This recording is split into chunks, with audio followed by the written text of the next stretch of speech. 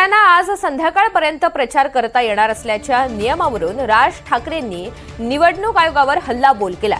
निवडणूक आयोग सरकारला मदत करतंय असा थेट आरोप राज ठाकरेंनी केला।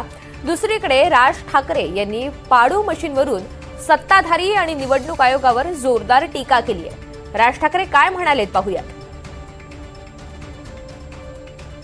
आता त्यांनी एक काहीतरी पाडू नावाचं एक काहीतरी मशीन आणलंय, प्रिंटिंग ऑक्झिलरी डिस्प्ले युनिट।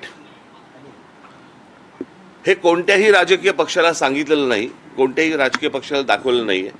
मला असं वाटतं आता उद्धव ठाकरेंच्या पत्रावरती निवडणूक आयोगाला हे पत्र गेलेलं आहे की हे तुम्ही आम्हाला कधी दाखवलं नाही। हे नवीन काय युनिट आणलंय तुम्ही, हे लोकांनाही माहिती नाही, जनतेलाही माहिती नाही।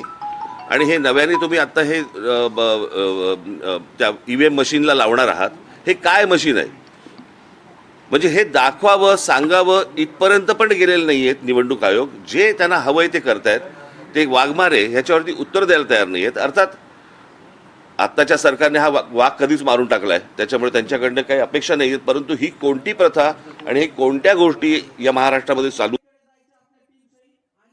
या सरकारला काय हवंय याच्यासाठी म्हणून निवडणूक आयोग जे काही काम करते याच्यामध्ये काल त्यांनी एक नवीन नोटिफिकेशन काढलं की आज मतदानाच्या आदल्या दिवशी तुम्ही 5 वाजेपर्यंत मतदारांना भेटू शकता। ही नवीन प्रथा, नवीन पद्धत कशी काय आली आणि कुठून आली ही काही कल्पना नाही। आणि आजच कशी अचानक आली, जी विधानसभेला का नव्हती, जी लोकसभेला का नव्हती, जी अगोदरच्या कुठच्याही निवडणुकांना का नव्हती, ही आत्ता कशासाठी आली? आणि त्याच्यात त्यांनी सांगितलं की तुम्ही मतदारांना जाऊन भेटू शकता पण पत्रकं वाटू शकत नाही, मग कदाचित पैसे वाटू शकता असं त्यांना म्हणायचं असेल। ही मुळात मुभा मिळाली का, दिली का, आणि हा कायदा बदलला का? हे नव्याने या सगळ्या गोष्टी ज्या आणल्या जात आहेत ह्या कशासाठी आणल्या जात आहेत?